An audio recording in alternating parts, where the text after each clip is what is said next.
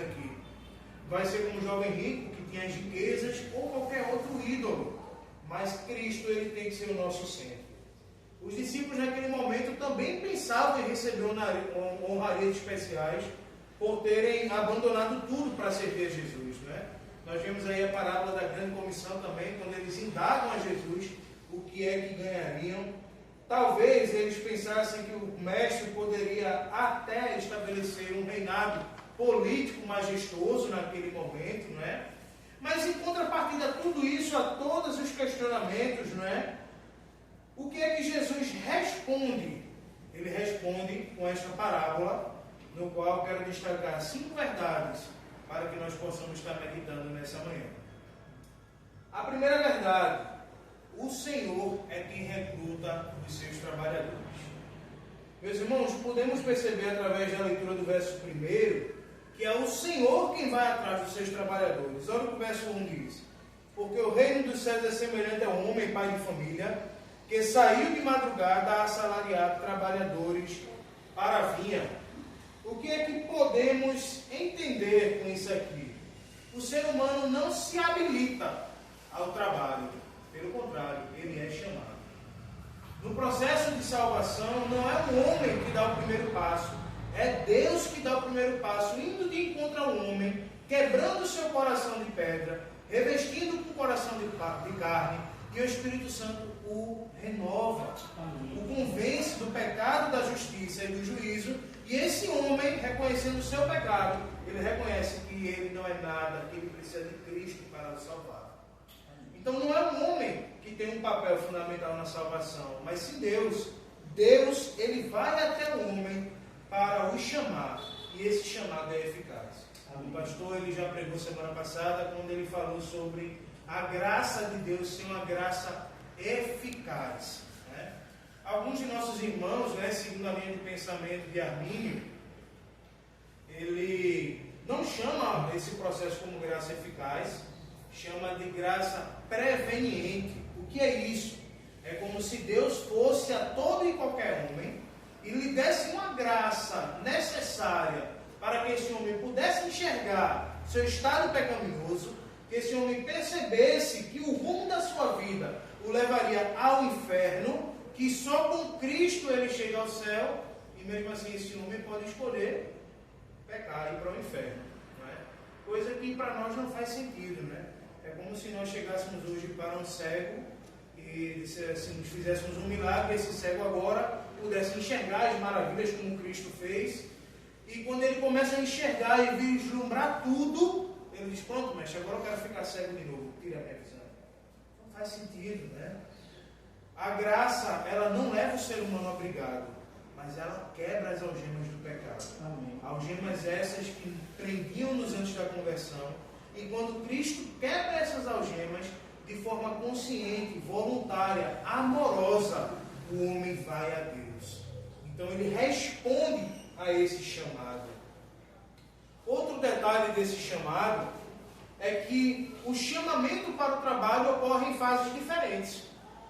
Se nós formos analisar os versos do 2 ao 7, nós vamos ver que, segundo a organização de tempo judaica, este Senhor saiu às 6 da manhã, às 9, ao meio-dia, às 3 e às 5 da tarde para recrutar os seus trabalhadores. Além de ser uma prática muito conhecida, né, na antiguidade, ela também nos traz ensinamentos para hoje em dia. O chamamento da salvação também ocorre em momentos diferentes. Uns nasceram, foram criados em berços evangélicos e continuam evangélicos. Outros aceitam esse chamamento na fase da adolescência, outros na fase adulta, outros na fase da velhice. Mas o chamamento, ele pode ocorrer em diferentes fases.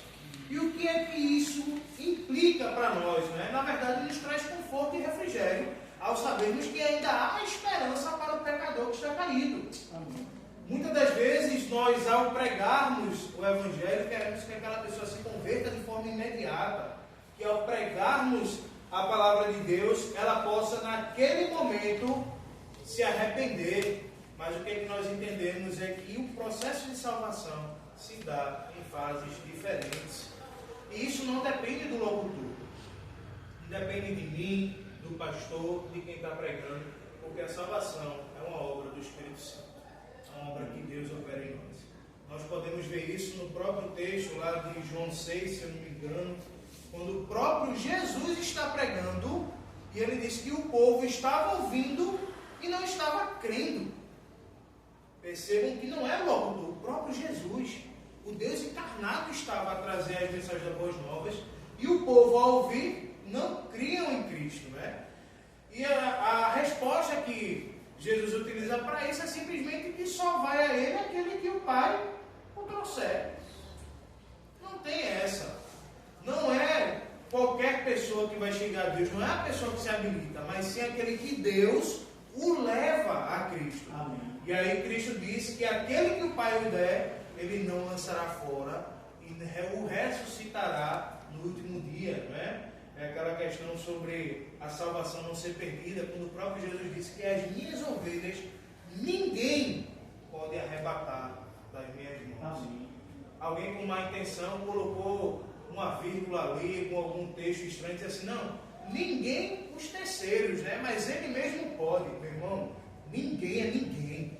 Aqueles a quem Deus entregou ao seu Filho, ninguém pode arrebatá-lo das mãos deles. Então, o tempo de Deus não é o nosso. Ele não se atrasa, ele chega no momento certo. E as pessoas a quem fazem parte da eleição incondicional de Deus, ao seu tempo, ele trará para perto de si para trabalhar em sua vinha. A esperança não acabou. Aqueles trabalhadores que ainda estavam lá às 5 da tarde, também foram recrutados para trabalhar no reino do Senhor. É Ele quem opera em nós o processo da salvação.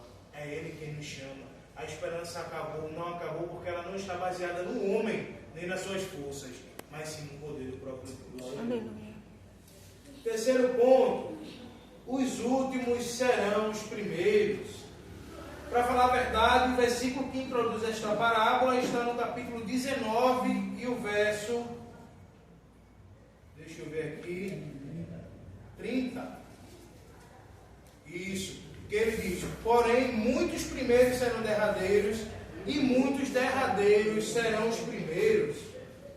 Esse provérbio também fecha esta parábola no verso 16, como lemos, e nós vemos algumas outras menções. Eu vou citar os textos, os irmãos podem posteriormente também estar lendo ou acompanhando.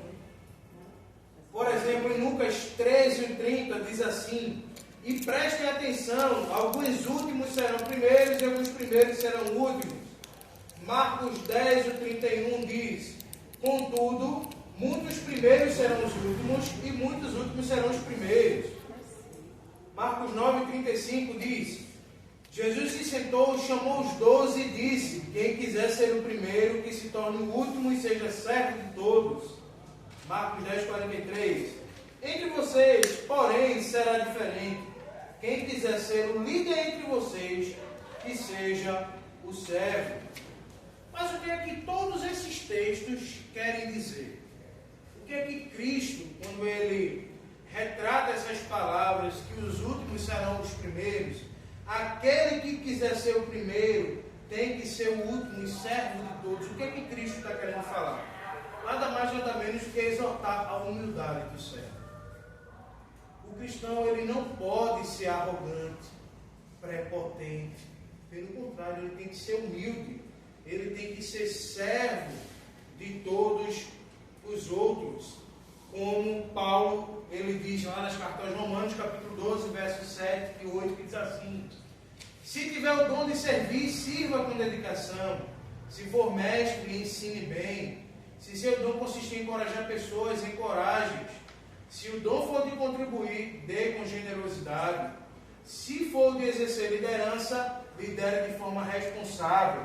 E se for de demonstrar misericórdia, pratiquem com alegria. E o verso 11 que diz, jamais sejam preguiçosos, mas trabalhem com dedicação e sirvam ao Senhor com entusiasmo. Pelo contrário, meus irmãos, Deus não chama os preguiçosos. A obra do Senhor, ela presume trabalho, não é? É um dos mandatos de Cristo, um homem ele comerá através do suor do seu trabalho. Assim como na vida secular, na obra do Senhor a gente não pode ser preguiçoso, avarento, invejoso. Pelo contrário, temos que ter entusiasmo, temos que servir uns aos outros. A Bíblia diz que nós servimos a Deus quando servimos uns aos outros. Então não há espaço para arrogância, prepotência. Pelo contrário, humildade. Se você quer adentrar na obra do Senhor para ser o primeiro, para ser destacado, você não quer servir a Deus, você quer um destaque, uma posição social, você quer que pessoas lhe adulem, que façam aquilo que você quer. Então, na obra do Senhor não há espaço para prepotência. Pelo contrário, o servo, ele é humilde, ele é fiel ao seu Senhor. Se você está servindo a Deus pelo que Ele pode dar, cuidado. Se você serve a Deus pelo aquilo que você acha que merece, como nós vamos ver aquilo que alguns dos trabalhadores achavam que merecia algo mais, né? Cuidado, porque o que nós merecíamos era a condenação. O que todos nós merecíamos no estado decaído da graça era o inferno. É Cristo que nos livra com a sua graça imerecida. Amém. A graça é um dom de Deus, não vem de nós. A fé não vem de nós, é Deus que coloca em nossos corações. Então, tem até uma música, né, que diz: eu quero de volta o que é meu. O que é que era teu? Então, cuidado aí com o que pedir aí dessas músicas, que às vezes dá errado o resultado, né? Então, Cristo, ele não nos dá o que merecemos. Pelo contrário, a salvação é uma dádiva imerecida. Então, nós não vamos para o céu porque merecemos, mas sim porque os méritos estão em Cristo. Amém. O pastor, ele falou aqui hoje que Cristo, ele cumpriu a lei, né? Se nós formos parar para pensar, a lei, ela nunca foi um método de salvação para o mundo. Pelo contrário, a lei, ela foi dada para que o homem pudesse perceber o quão pecador ele é e o quão diariamente ele quebra essa lei e se afasta de Deus. Então, se nós formos olhar para a história da humanidade, não teve um homem sequer que pôde cumprir com a lei ao pé da letra. Lá em Deuteronômio, né, tem algumas citações onde fala que se você cumprir a lei, você vai ser bem abençoado no campo, na sua casa, em tudo que fizer. Mas se você descumprir a lei, você será amaldiçoado no campo, na casa, no trabalho. Então, a lei, ela mostrou ao ser humano que ele não conseguiria, por seus méritos, por suas forças, ser salvo. Uma certa vez eu já contei um presbítero da igreja onde fiz parte, ele disse que quando ele era jovem e foi confrontado com os 10 mandamentos, né? Uma certa vez ele brincando em um jogo, ele roubou. E aí na mesma hora ele foi para o quarto correndo chorar e orou a Deus, disse: Deus, por favor, não me lance no inferno, porque eu quebrei a tua lei, eu quebrei o teu mandamento, eu roubei. Né? Então, se fôssemos olhar os próprios discípulos, né, se eu não me engano, foi Tiago, mas pode me corrigir, que ele disse que se a gente descumprir a lei em um só mandamento, é pecador de todos os outros. Então, a lei, ela não é um método para a salvação, pelo contrário, a lei, ela nos confronta, ela nos mostra como pecadores nós somos, que nós não conseguimos chegar perto de Deus pelos nossos méritos. Então, o que é que Cristo fez? Cristo vai lá e cumpre a lei.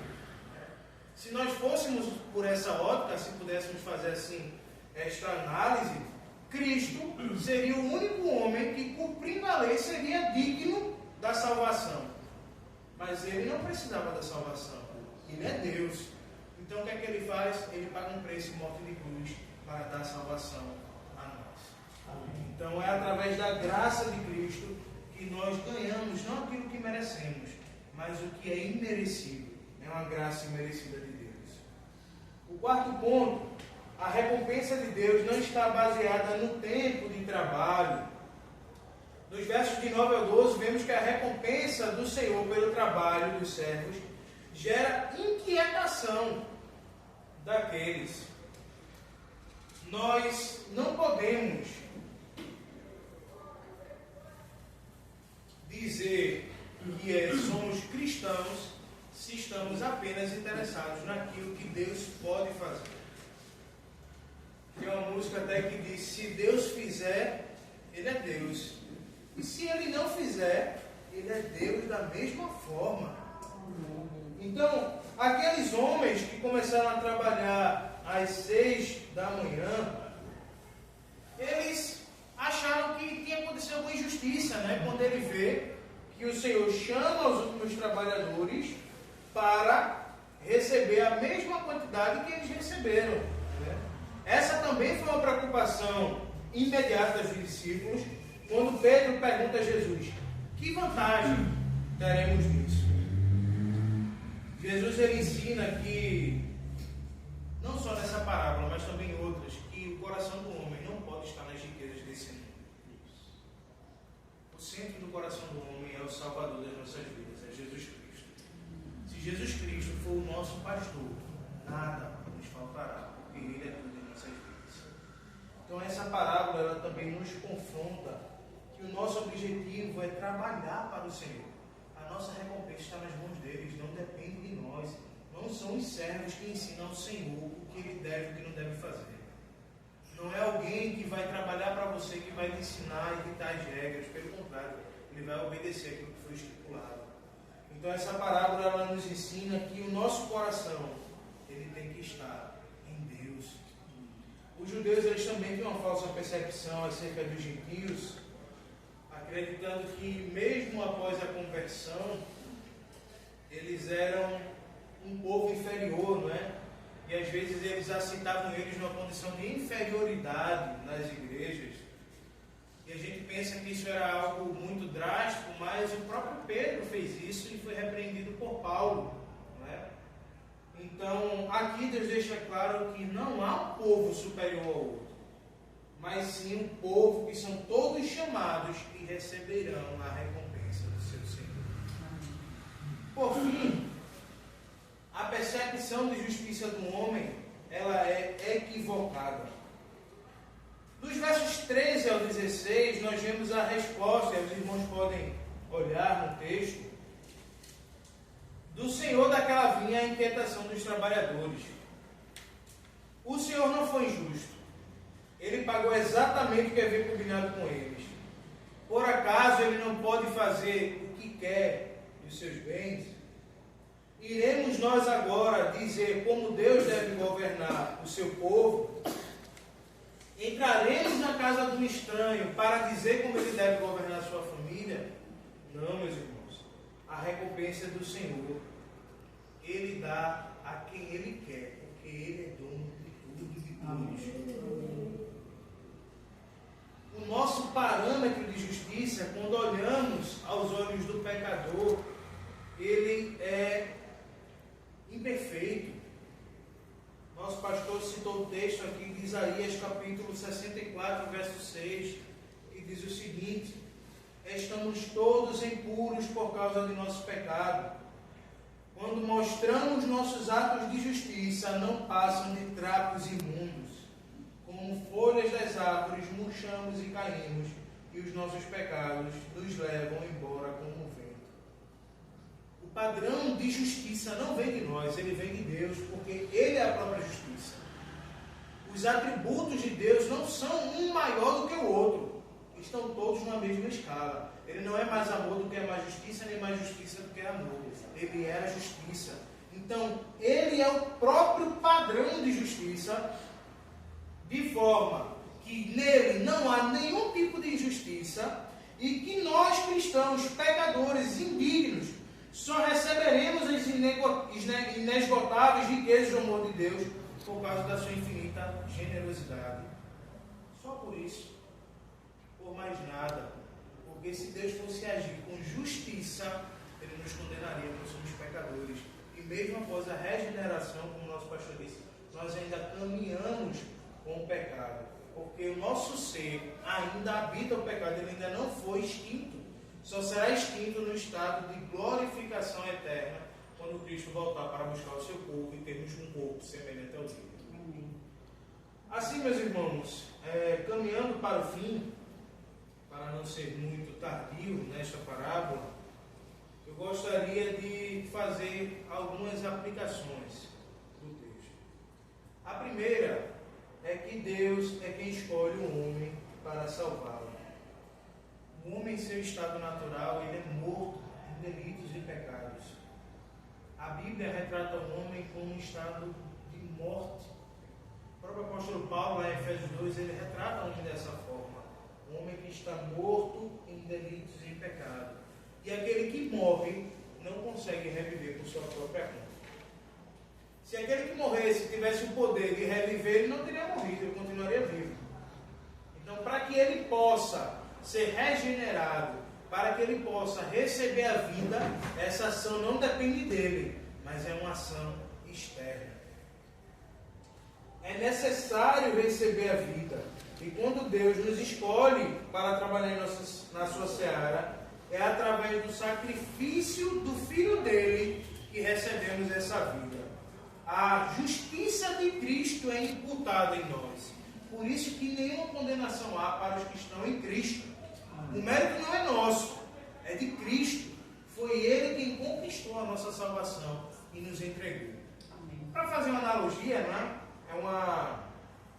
Um exemplo que o nosso pastor gosta muito de utilizar sobre a diferença da potência para o ato, né? Quando ele diz que o homem, ele tem a potência de ser salvo, mas ele não pode. E fazendo exemplo, a gente pode dar um exemplo da água. Se nós colocarmos a água no seu estado natural em um recipiente, essa água ela tem a potência, ou seja, a possibilidade de ferver. Assim como essa água em seu estado natural, ela tem a potência de se congelar e virar gelo.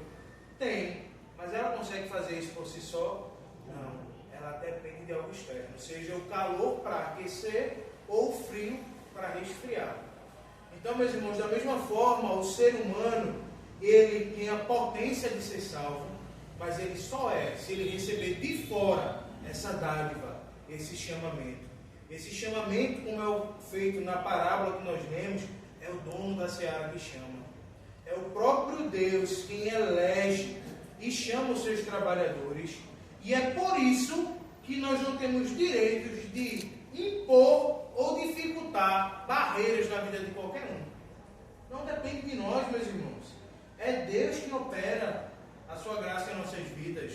Nós não podemos botar barreiras feitas os fariseus, como é falado, que eles nem chegavam a ser salvos e ainda colocavam barreiras para os outros irem para o céu. Não, nós não somos o dono da seara, mas é o dono da seara que recrutou a mim e a você para fazer o seu trabalho. Amém? Amém. Segundo ponto, ainda há esperança para o pecador.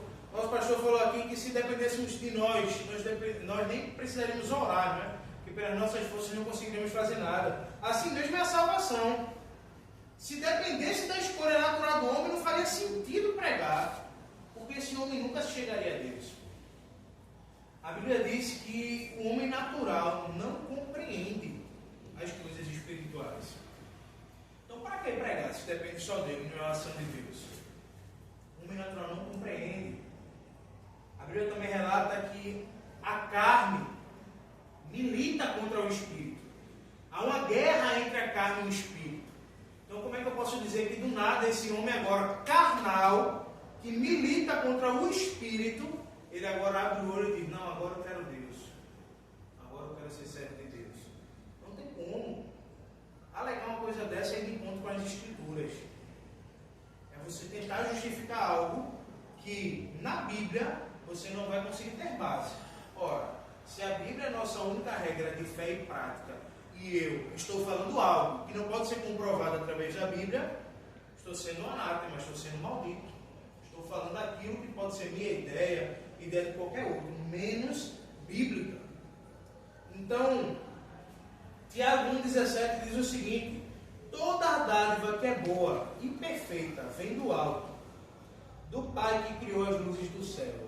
Nele não há variação, nem sombra de mudança. É Ele, meus irmãos, que chama os seus eleitos à sua gloriosa salvação. É o dono da seara que nos escolheu para fazer a sua obra. É por isso que ainda há esperança para o pecador. Há esperança para a árvore que foi cortada, se as fontes estiverem junto a ribeiros d'água. A esperança é Deus. É por isso que muitos, né, utilizando de uma visão pejorativa, uma visão totalmente errônea, aquilo que também é conhecido como a bater no espantalho, como o nosso pastor fala, querem atacar o calvinismo, mas na verdade não atacam o calvinismo, atacam uma visão deturpada da cabeça deles do que é o calvinismo, né? Quando pensam, poxa, mas se está tudo pré-ordenado, para que pregar? Pelo contrário, meus irmãos, é porque está tudo pré-ordenado que nós pregamos, porque temos a certeza que Deus no seu tempo chamará os seus eleitos. Amém. Não depende dos seus atos, mas sim dos atos de Deus. Se Deus não tivesse feito isso, aí sim não faria sentido pregar. Então nós pregamos porque sabemos que Ele é fiel para trazer os seus servos no seu tempo. As razões pelo qual Deus chama pessoas em diferentes momentos, como está aqui na parábola, não estão escritas, né, no texto, né? Mas isso significa que nós devemos apenas confiar em Deus. Ele tem o melhor. A vontade de Deus é boa, perfeita e agradável. É Ele quem sabe o que estamos fazendo. Muitas das vezes nós vamos tomar atitude na nossa própria cabeça e lá na frente a gente quebra a cara e faz, poxa, como foi que eu não vi isso? E você confiou nos seus próprios méritos, confiou nas suas próprias ações e não no Deus que está por trás para te abençoar e te guiar nos teus passos. Então, meus irmãos, há esperança, né?